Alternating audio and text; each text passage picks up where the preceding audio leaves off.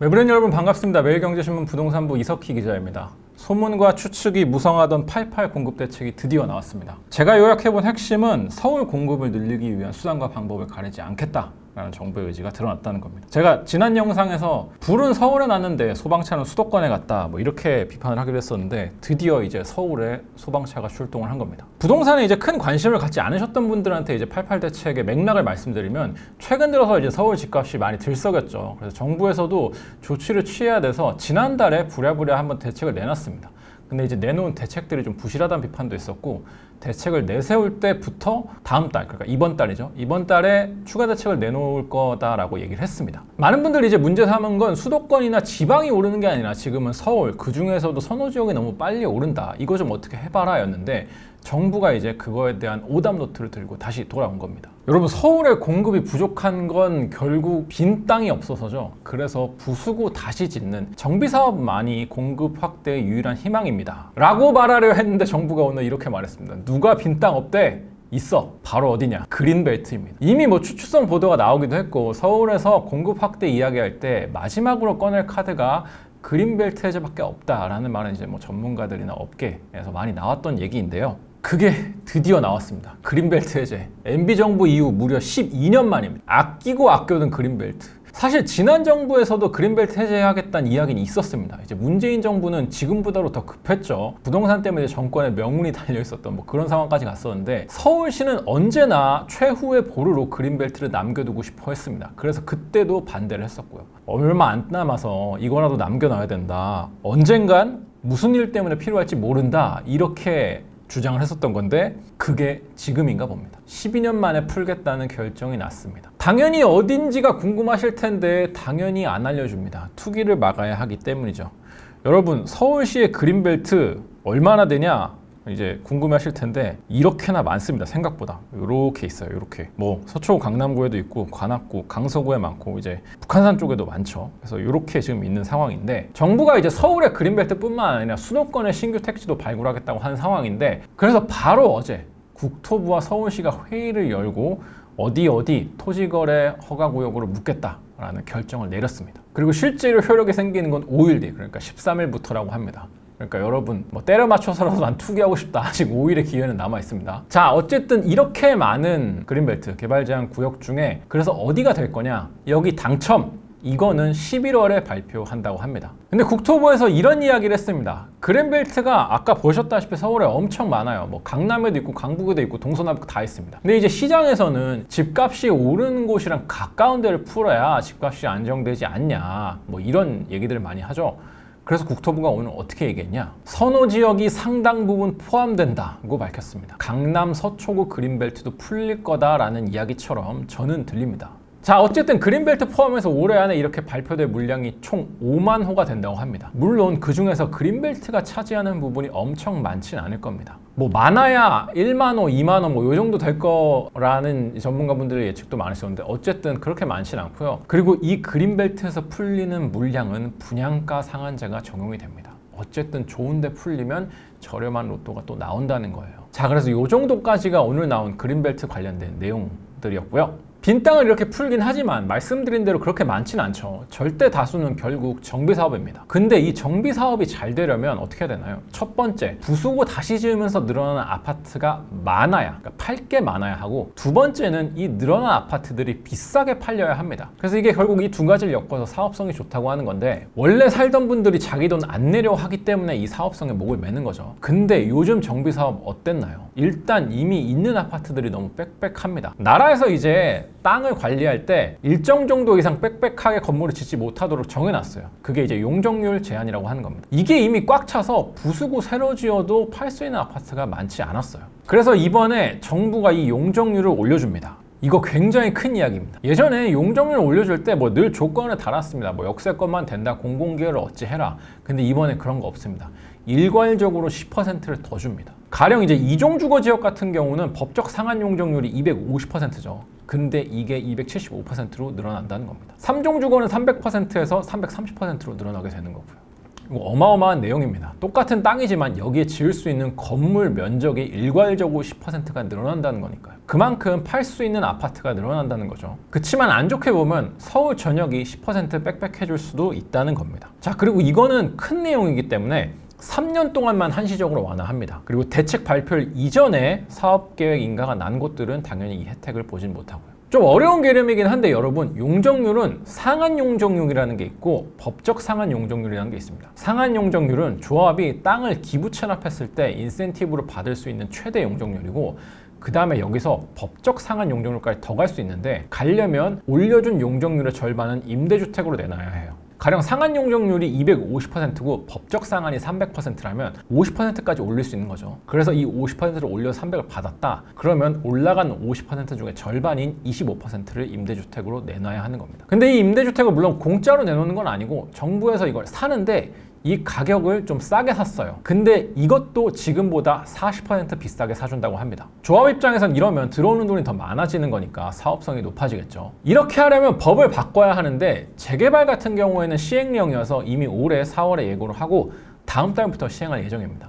근데 재건축은 이게 법에 있어서 법을 바꿔야 합니다. 아무리 사업성을 높여도 요즘 같은 시기엔 내 돈 한 푼도 안 내고 새 아파트를 내긴 어렵습니다. 얼마나 적게 내느냐가 사실상 관건이에요. 근데 어떻게 얼마나 적게 낼 수 있을까? 요거를 위해서 이제 사업성을 올려주겠다는 건데, 그 방안이 지금까지 제가 말씀드렸던 거고, 어떻게든 이렇게 사업성을 높여서 낼 돈을 줄였다고 칩시다. 근데 이럼에도 불구하고 당장 낼 돈이 없는 분들이 있어요. 특히나 어르신분들이 그렇습니다. 뭐 모아둔 목돈도 없고, 난 당장 이제 노후라서 있는 돈 까먹으면서 살고 있고, 난 이제 살 날도 얼마 안 남았어.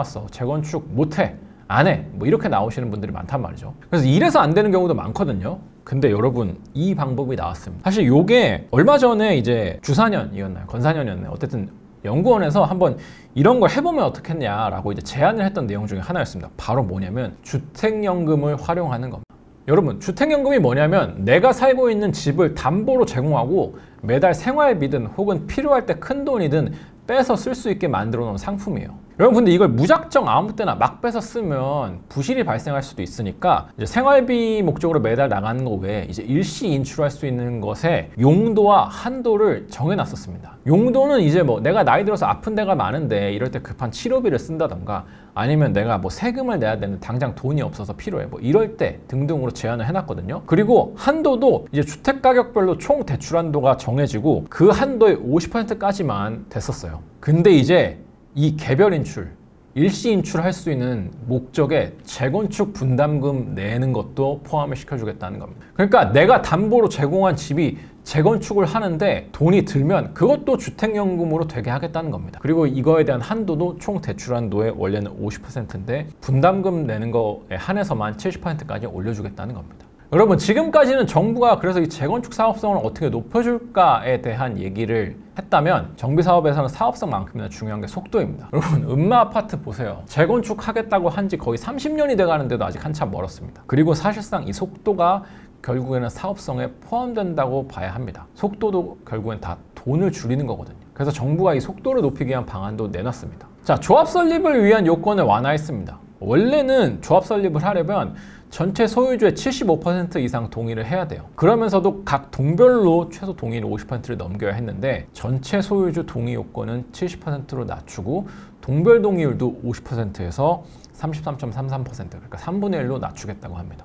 자, 그리고 여러분, 조합 설립한 다음에 남아있는 절차가 뭔가요? 뭐 많죠. 근데 그 중에서도 이제 사업 시행 인가가 있고 그다음 관리 처분 인가가 있죠. 근데 이거를 동시에 추진하게 해주겠다고 했는데, 이거는 그렇게 큰 효과가 있을지는 잘 모르겠습니다. 사업 시행 인가는 아파트를 어떻게 짓겠다는 최종 그림이 나오는 거고, 관리 처분 인가는 이제 그걸 바탕으로 분양을 어떻게 할지를 계산하는 건데, 근데 이제 예전에 사업 시행 인가 안에서 여러 인허가를 통합 심의하겠다고 했어요. 그래서 이거는 이제 실시를 하고 있는데, 이거를 통해서 이제 기간이 줄어드는 거 어느 정도 효과가 있었습니다. 이 사업 시행 인가 결과가 어느 정도 나와야 그걸 바탕으로 이제 관리 처분 인가를 실시할 수 있는 거여서, 과연 이거를 통합 실시한다고 했을 때 기간이 얼마나 줄어들지, 이거는 좀 지켜봐야 할 것 같습니다.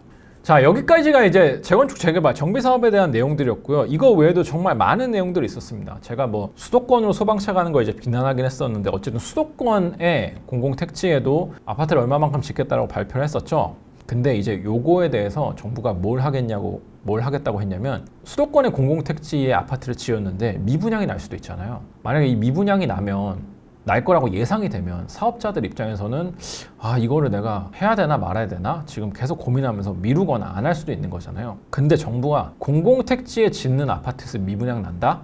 야, 미분양 난 거 우리가 사줄게. 미분양 매입 확약을 하겠다고 했습니다. 무려 22조 원을 들여서 36,000호에 대해서 매입 확약을 하겠다는 겁니다. 자, 그래서 어떻게 하냐? 분양가가 있죠. 만약에 미분양이 났어요. 그러면 분양가의 최소 85% 가격에 사주겠다라는 겁니다. 최대 89%까지도 갈 수 있는데 이걸 하는 이유는 그런 겁니다. 사업자들 입장에서 미분양 날까 봐 안 하면 공급이 원하는 일정대로 착착착착 안 되니까 정부가 이 일정을 최대한 확정하기 위해서 매입 확약을 하겠다는 겁니다. 이거는 2025년까지 착공하는 단지에 한해서만 하겠다는 겁니다. 뭐 무한정 해주면 이것도 들어가는 돈이 어마어마할 테니까 26년 이후에 착공하는 단지에 대해서는 이전에 한 것들을 좀 보고 어떻게 할지 결정하겠다고 합니다. 자, 그 다음에 또 무슨 얘기가 있었냐? 정부가 이제 공공임대를 확대하고 했었죠. 그러면서 이제 매입임대를 확대하겠다고 했는데 오늘 정부가 뭐라고 얘기를 했냐면 서울 같은 경우에는 비아파트 공급 상황이 정상화될 때까지는 무제한으로 매입임대를 늘리겠다 이렇게 얘기를 했습니다. 그러니까 지금 수급이 불안정한 비아파트 시장이 있고 이제 요것 때문에 전세가 불이 붙고 있는데 요거를 해결하기 위한 매입을 어마무지하게 많이 하겠다. 공급이 정상화될 때까지 하겠다라는 건데 이제 공급이 정상화될 때가 언젠지는 뭐 좀 지켜봐야 될 것 같습니다.